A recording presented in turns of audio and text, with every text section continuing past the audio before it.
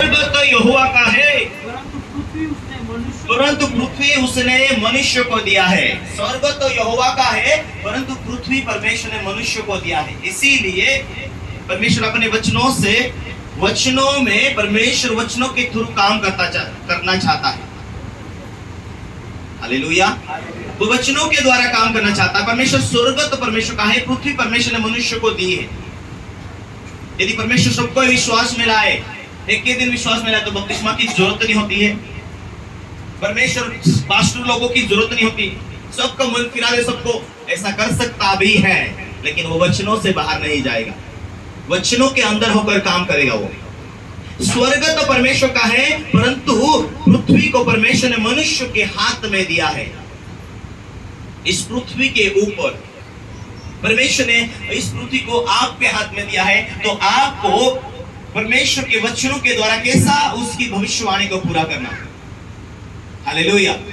क्यों? परमेश्वर ने आदम को कहा कि पृथ्वी तेरे कारण श्रापित हुई, क्योंकि वो तुझे दी गई है, तू उसका अगुआ है। पृथ्वी तेरे कारण आशीषित होती है, तेरे कारण श्रापित होती है। Hallelujah, hallelujah. लोगों का व्यवसाय मंदा पड़ जाना, व्यवसाय ब्रेक हो जाना, पैसा नहीं आना, सफलता नहीं आना, उसका कारण दूसरा नहीं होता है। उसकी सफलता उसके पीछे कि वह उसके बाप दादों के कारणों के वजह से, पापों के वजह से, उसके व्यक्तिगत पापों के वजह से। प्रभु यीशु मसीह ने एक लकवे रोगी को कहा, वो विश्वास से लोग यीशु मसीह के पास लेकर आए और यीशु के पास उस लकवे रोगी को लेकर आए। प्रभु ने कहा उठ और चंगा हो जा। नहीं, ऐसा नहीं कहा। क्या कहा? हे पुत्र, तेरे पाप क्षमा हुए। कितने लोग समझ रहे? हे पुत्र, तेरे पाप क्षमा हुए। पाप क्षमा हो जाना क्यों इतना जरूरी है? क्योंकि पाप क्षमा यह दर्शाता है कि तू उद्धार में है। पाप क्षमा यदि हुआ हो तो तू पहचान रहा है कि यीशु ही मेरा उद्धार करता, यीशु ही मेरा मुक्तिदाता, यीशु ही मेरा जीवन दाता। हालेलुया। समझ रहे? यीशु ही मेरा जीवन दाता, यीशु ही मेरा उद्धार करता। हे पुत्र, प्रभु ने कहा, हे पुत्र, तेरे पाप क्षमा हुए। और तुरंत तो उसको कहा उठ, अपनी खटिया उठा और चले जा।